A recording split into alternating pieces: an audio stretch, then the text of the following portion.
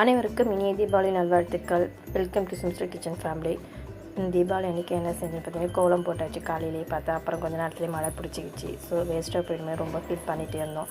அதுவுமே கொஞ்சம் சரியே பண்ணலை. சரி மழை பெய்யுதுன்னு விட்டுட்டு வந்துட்டோம். இன்றைக்கின்னு பார்த்திங்கன்னா வடை செம்மையாக இருந்துச்சு. வடகறிலாம் பார்த்திங்கன்னா அதுக்கப்புறம் பார்த்திங்கன்னா ஸ்பெஷல் வந்து கேசரி ஸ்வீட் செய்யணும் பார்த்திங்களா. அதுக்காக வந்து பைனாப்பிள் கேசரி தான் பண்ணியிருந்தேன். எதுவுமே நல்லா சாஃப்டாக வந்துச்சு. அதுக்கப்புறம்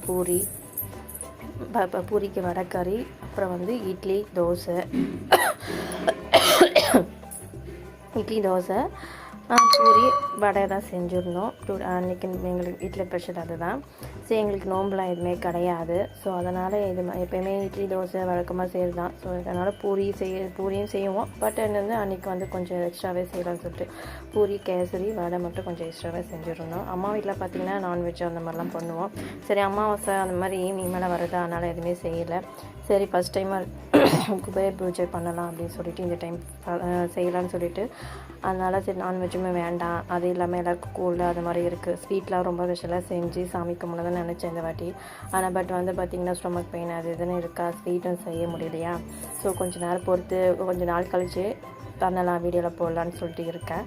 ஸோ இது அதான் சாமி கும்பிட்டுக்கலாம், அதுக்கப்புறம் கொஞ்சம் ஃப்ரீ ஆகிட்ட பிறகு செய்யலான்னு சொல்லிட்டு வடைக்கறி பார்த்திங்கன்னா இப்படி தான் வந்துச்சு. எனக்கு எப்படி இருக்குது பாருங்கள்.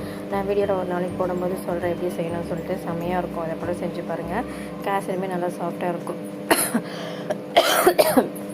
மெதுவடை பார்த்திங்கன்னா எப்பயுமே விட இப்போ எதுவுமே போடாமல் பச்சை மிளகாலாம் எதுவுமே போடாமல் செஞ்சேன். அதுவுமே நல்லா சூப்பராக வந்துச்சு. மாவு மட்டும் அரைச்சிட்டு அதில் வெறும் வெங்காயம் கொத்தமல்லி கருவேப்பிலை போட்டுட்டு மிளகு கொஞ்சமாக போட்டுட்டு அரிசி வந்து பச்சை அரிசி மாவு அரைச்சி வச்சுருப்பேன், அதை போட்டு செஞ்சுருந்தேன். கேசரியுமே பார்த்திங்கன்னா பைனாப்பிள் ஃப்ளேவர் இருக்கும் பார்த்திங்களா, அதை போட்டு ஆட் பண்ணி செஞ்சேன். பைனாப்பிள் ஃப்ளேவர் சூப்பராக இருந்துச்சு.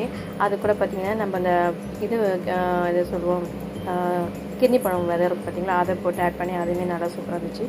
இது பூஜை ரூம் வந்து பிஃபோர் டே வந்து நான் க்ளீன் பண்ணி நல்லா வச்சுட்டேன். அன்றைக்கி தான் நான் குங்குமஞ்சள் எல்லாமே வச்சு க்ளீன் பண்ணிவிட்டு வச்சது.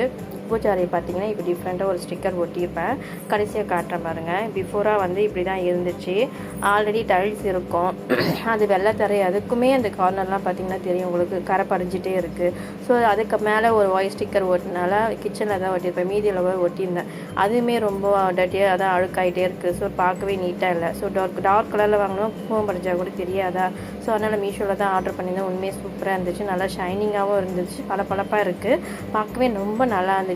ஓட்டியதுக்கப்புறம் இன்னும் ஒன்று அந்த என்ன சொல்ல செவர் வந்து ரொம்ப கிராஸாக இருக்குமா, அது கரெக்டாக எங்களுக்கு ஈவனாக வரலை. ஸோ இது வரல தான் வந்துச்சு. எப்படி இருக்குன்னு கமெண்ட்ல சொல்லுங்கள். தேங்க்ஸ் ஃபார் வாட்சிங். ஹாப்பி தீபாவளி. சின்ன